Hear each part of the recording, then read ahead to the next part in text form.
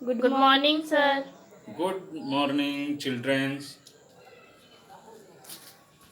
जीव विज्ञान की कक्षा शिक्षण में मैं रामबरन पटेल, जीआईसी सुरवादलापुर, मांडा, प्रयागराज, आज मानव में पोषण की प्रक्रिया किस प्रकार से होती है, इस पाठ को, इस चैप्टर को लेकर के उपस्थित हूँ।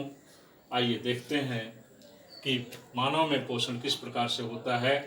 पिछली कक्षा में हमने मानव के आहार नाल के बारे में आपको बताया था। आहार नाल में भोजन का पाचन कहाँ कहाँ किस प्रकार से होता है, ये आज देखना है। पोषण को हमने 5 चरण में बांट दिया है: अंतर्ग्रहण, पाचन, अवशोषण, स्वांगीकरण और बहिक्षेपण। अंतर्ग्रहण में भोजन जब बाहरी जगत से शरीर के अंदर पहुंचता है तो उस क्रिया को अंतर्ग्रहण या इंजेशन कहते हैं। पाचन, जब भोजन के बड़े बड़े टुकड़ों को तोड़ करके दो छोटे छोटे टुकड़ों में परिवर्तित कर दिया जाता है तो उसे पाचन कहते हैं। इस पाचन में 2 प्रक्रियाएं होती हैं, एक यांत्रिक होती है, दूसरी रासायनिक होती है। यांत्रिक ये मुंह में होता है और रासायनिक मुंह के बाद या और आगे की प्रक्रिया में होता है, जो आगे हम बताएंगे भी। तीसरा चरण है अवशोषण, अब्जॉर्प्शन। पचे हुए भोजन से उपयोगी पदार्थों का अवशोषित करके रुधिर में मिलाना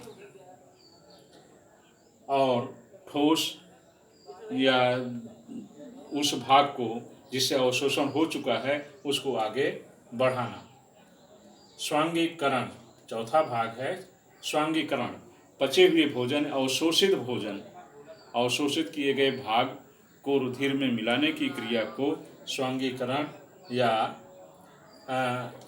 एसिमिलेशन कहते हैं। फिर अब आँत में जो रसांकुर पाए जाते हैं वो अवशोषण का कार्य करते हैं। अवशोषण के बाद पचे हुए पदार्थ और जल का अवशोषण कर लेते हैं, जिससे भोजन अर्ध ठोस के रूप में परिवर्तित हो जाता है और आहार नाल के अंतिम भाग गुदा द्वार से वह समय समय पर शरीर से बाहर निकाल दिया जाता है। इस क्रिया को बहिक्षेपण या एक्सजेशन कहते हैं। इस तरह से पोषण के 5 चरण होते हैं। आइए देखते हैं। पहला चरण ये अंतर्ग्रहण शरीर के अंदर भोजन का पहुंचना मुंह से होता है।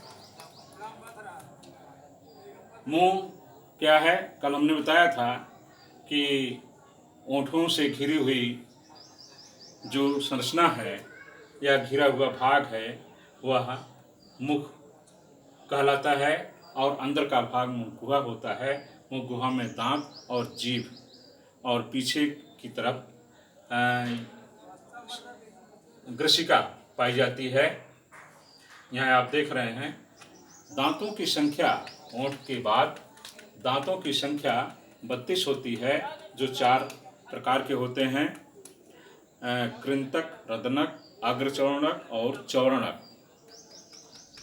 मानव का जो दंत फार्मूला है वह 21 2123 बटा 2123 ये होता है।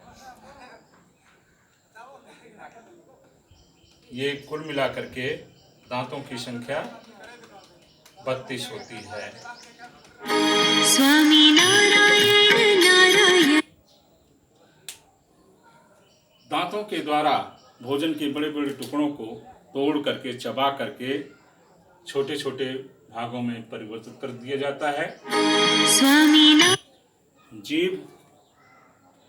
जीभ भोजन के बचे हुए भाग, टूटे हुए भाग को उलट पुलट करके बार बार दांतों पर ले जाती है और वहाँ पर इसका और महीन रूप में तोड़ करके लुगदी का रूप दिया जाता है।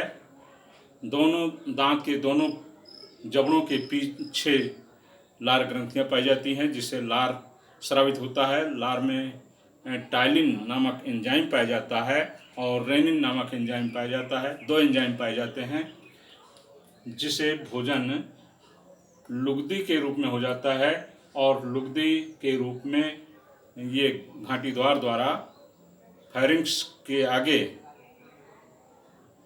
घाटी द्वार होता है। घाटी द्वार से ये ग्रासनाल में यहाँ पहुँच जाता है। तो इस तरह से बड़े बड़े टुकड़ों को छोटे छोटे टुकड़ों में तोड़ने की जो मैकेनिज्म होती है वो मुख गुहा में ही संभव होती है और साथ में इसमें रेनिन और टाइलिन नामक एंजाइम मिल जाते हैं।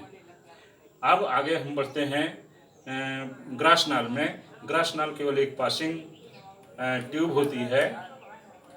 भोजन आगे आमाशय में पहुंचता है।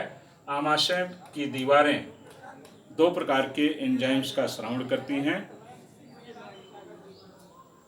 एक पेप्सिन होती है, पेप्सिन जो पेप्सिनोजन की अवस्था में पाई जाती है, और इसी की दीवारें नमक का अम्ल, हाइड्रोक्लोरिक अम्ल स्रावित करती हैं, जो भोजन के माध्यम को क्षारीय अम्लीय बना देती हैं। नमक के अम्ल के और भी काम हैं। पहला है भोजन के माध्यम को अम्लीय बनाना, भोजन के कठोर भागों को मुलायम करना और जीवाणु का नाश करना या जीवाणु को मारना। भोजन के साथ जो जीवाणु आते हैं उनको मारना और भोजन को संरक्षित करना। तो ये नमक के अम्ल का कार्य होता है।